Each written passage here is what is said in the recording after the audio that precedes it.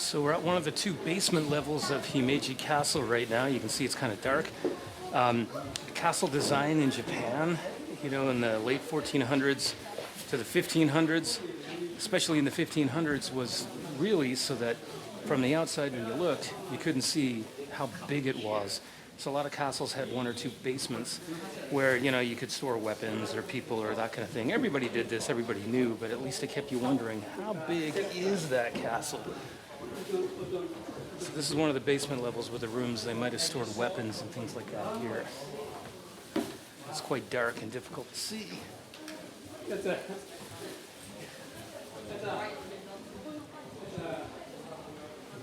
And I'm going to say this 100 times. This is all original. There's like the 3 Bs. Himeji Castle survived bombings, even in 1945 when the top floor had a firebomb land. It didn't explode. It survived besieging because the castle's never been besieged. And it survived burning because it's never caught fire. This is literally the oldest surviving castle in Japan. Unfortunately, a lot of the surrounding buildings were torn down because of the Meiji Restoration. But a lot of it does survive. It's awesome. Go through, you see some of the beams here as well.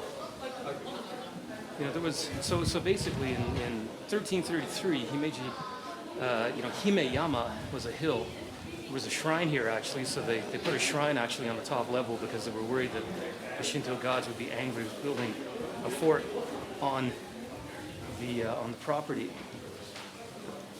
And at the time it was a fort, but later on it did become a castle under Toyotomi Hideyoshi, like a proper castle. Even Norimasa, the first daimyo or feudal lord that built the castle, or the first fort here, when the Kamakura government fell apart, his son, about a decade and a half later, added to it, added a few more stories, and I think it was Toyotomi Hideyoshi that actually added, like 3 stories to it.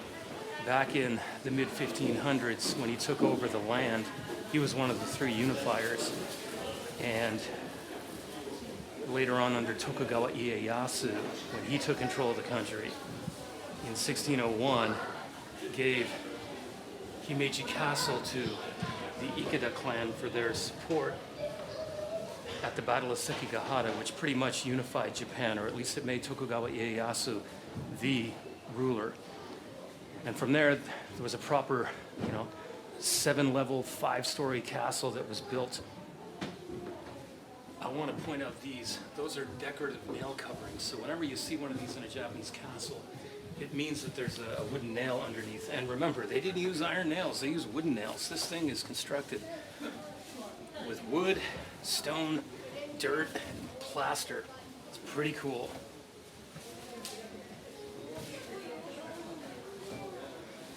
Now this would have been the armory. You see these little things here, that's where they would have had spears and things like that. So if there was an attack, and of course there wasn't, that's where the defending samurai could come and grab their weapons.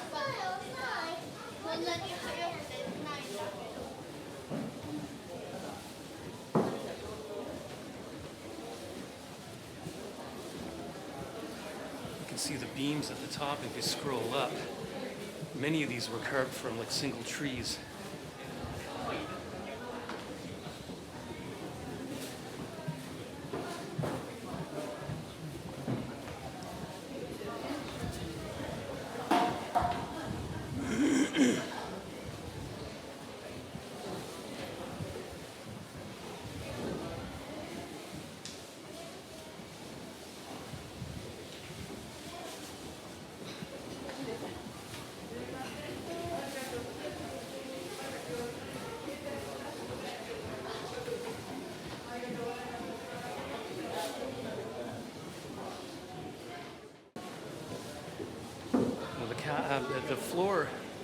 The floor that we're on right now, actually I think was for storage, according to what I read.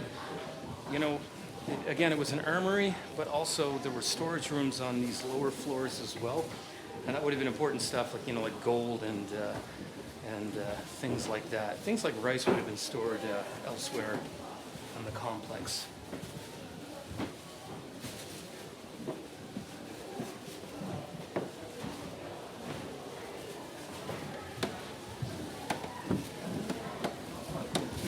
Japanese castles. Steep, narrow stairs. You do have to be able to walk because I promise you they're not going to be putting elevators into these things. And here's an open room.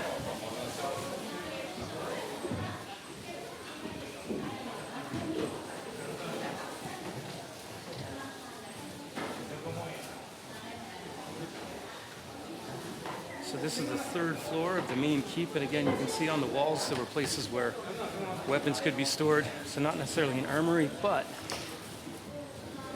places where people could quickly grab a weapon if you were attacked. And again, Himeji Castle was never attacked, at least not since 1601, when the current construction had started. And you can tell the higher up we go, the more narrow it gets.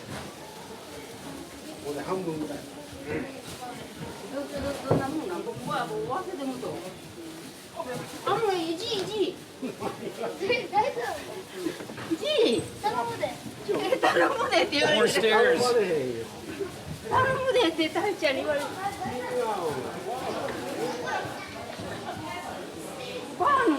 Believe it or not, there aren't a lot of people here.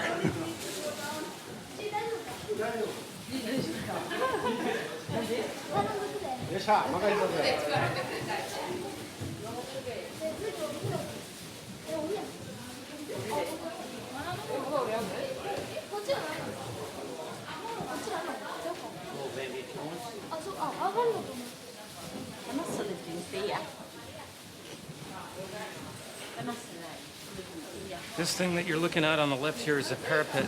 That's where people would have fired guns and arrows. They've been observing to see if an enemy was coming. Again, the castle was never besieged, but they had to plan for it, right?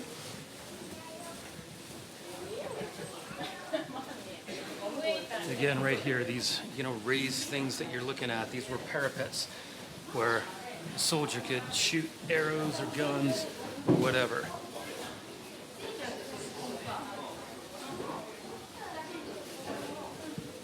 And again, narrow stairs in Japanese castles that are very steep.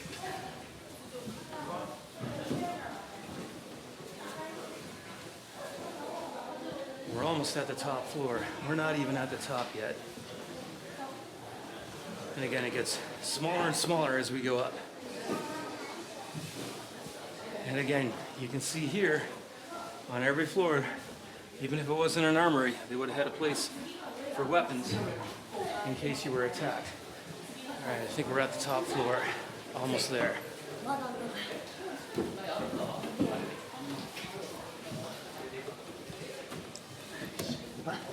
More steep stairs. I have to be careful in my backpack. And you will too when you come to Himeji.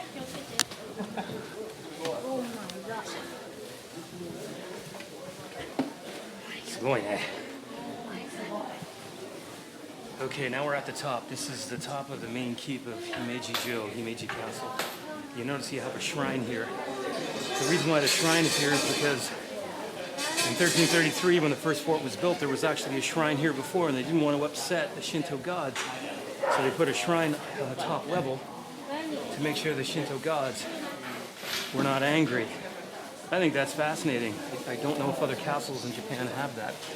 This is the only one that I know in particular. You see people donating their money, ringing the bell, and giving a prayer. Now, there is a beam here in Himeji Castle somewhere on the lower level that I couldn't find, but it's 25 meters long, built from a single tree, which is pretty cool.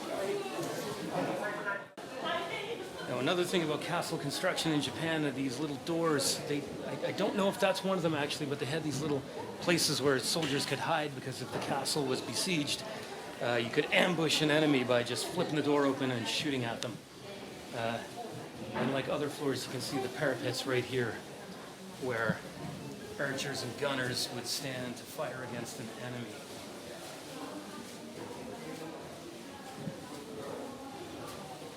And if you look at that beam in the middle of the room, that probably was put there to support the castle structure.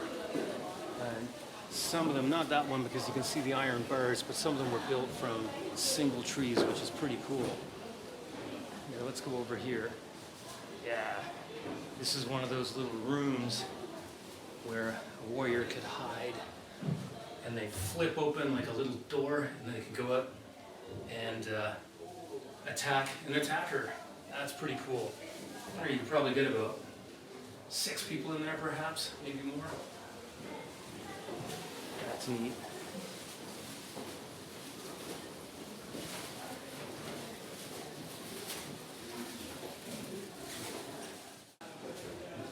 So you can see here along the walls, this is where they would have hung weapons such as a gun, a musket, I believe. And we come down here and we see like a spear. So if there was an attack, they could quickly grab their weapons and defend the castle. I mean, if you had to defend the castle, I mean, you were already having a rough time in a battle.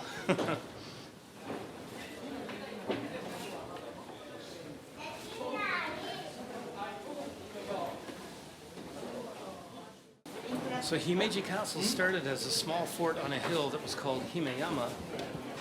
In 1333, when the Kamakura government fell apart, it was a military government. And from there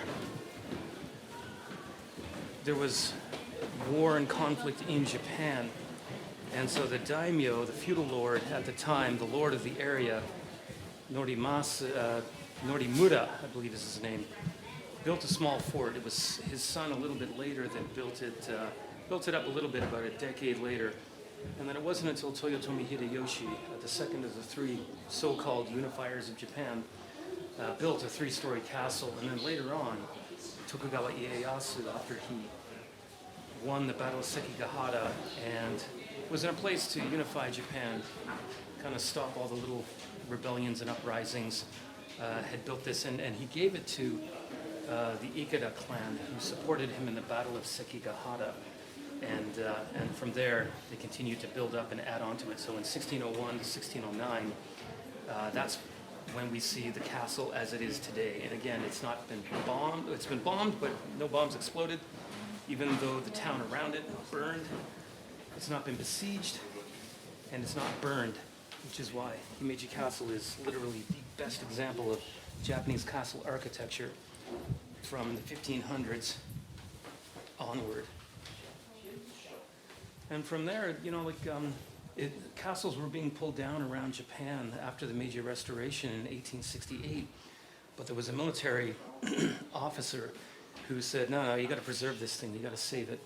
And because of him, Himeji was not pulled down. Apparently, though, in I think 1871, there was a person that bought it for what was equivalent of about $2,500 US. And he wanted to pull it down, but apparently it was too expensive to demolish Himeji Castle. So it's interesting that Himeji Castle has survived all these attempts to bomb and burn. It even survived the 1995 earthquake that really struck Kobe.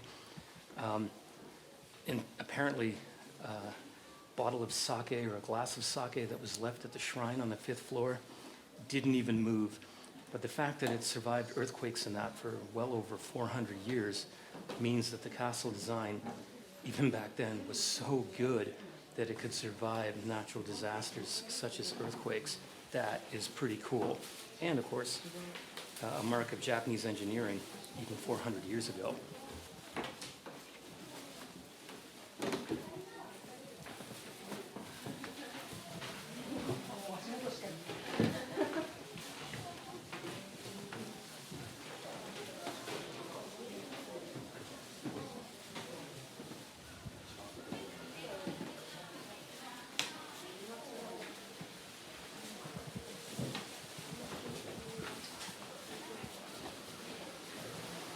See these absolutely huge, thick doors quickly closed if you're being attacked. And that was Himeji Castle, at least on the inside.